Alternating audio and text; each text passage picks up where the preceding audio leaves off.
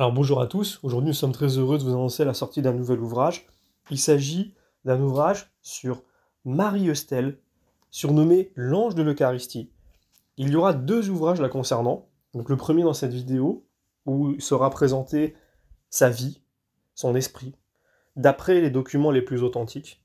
Et ensuite, dans un second ouvrage, vous retrouverez les recueils de ses écrits. Alors, Marie-Eustelle, donc qui est Marie-Eustelle Arpin, c'est une mystique française, née en 1814 à Saintes, et morte dans la même ville en 1842. Donc, un premier essai de vie religieuse est infructueux la concernant. Elle deviendra donc lingère et couturière, sa dévotion s'affirmant, on la charge de l'entretien des linges et des ornements de l'église Saint-Palais. Sa piété la fait de plus en plus ressembler à un ange. Elle prononce ses vœux religieux et réussit à concilier ses occupations pratiques et ses oraisons incessantes. L'évêque de La Rochelle confirmera la sincérité de son engagement. Donc elle meurt en 1842, à l'âge de seulement 28 ans. Épuisée par ses ardeurs eucharistiques, elle est d'abord inhumée dans l'ancien cimetière Saint-Palais, puis dans le cimetière actuel avant de rejoindre l'église Saint-Palais au cours d'une grande cérémonie, avec un cortège de dizaines de jeunes filles toutes vêtues de blanc. Et donc le présent ouvrage que nous sommes en train de vous présenter est donc la réédition des deux tomes qui sont publiés en 1968 sous la plume de Claudius Maria Mailhat et les précieux apports du cardinal Clément Villecourt.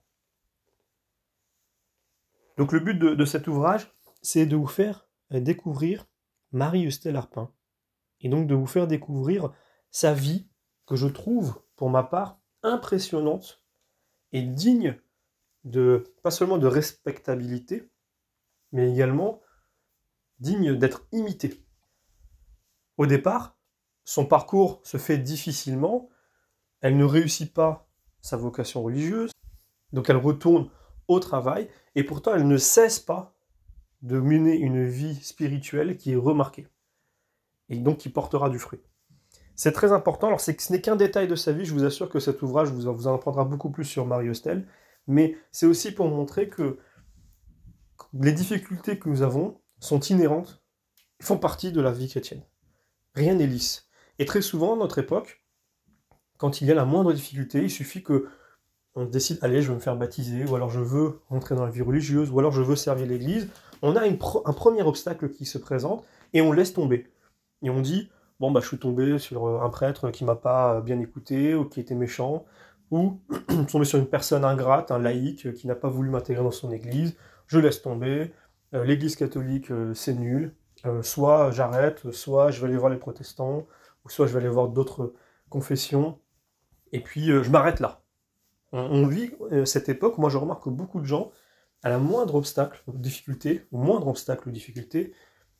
eh bien, laissent tomber. Ce n'est pas, je pense, la manière d'avancer et d'apprécier la vie chrétienne, puisque la vie chrétienne est faite naturellement d'obstacles et de difficultés. Par conséquent, quand elle se retrouve sur notre chemin, le réflexe que nous devons avoir, c'est de dire « Merci Seigneur de tenter ma foi pour l'affermir. » Et donc, je serai patient, j'accepte cette difficulté, cette épreuve, parce que j'ai confiance dans le fait que tu as un dessein pour moi qui est plus grand que ce que j'imagine, voire même que ce que j'espérais ou que je demandais, mais que tu l'accompliras dans son temps et à la manière nécessaire. Par conséquent, la vie de Marie-Eustelle est vraiment digne d'être connue.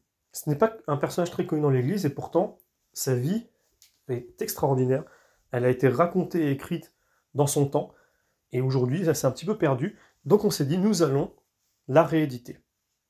Donc moi, aujourd'hui, je vais m'arrêter là, puisque pour parler de ses écrits, je referai une deuxième vidéo, parce qu'il y a eu une deuxième parution. C'est un gros livre, hein, c'est un beau morceau, on n'a pas pu le faire en un seul ouvrage.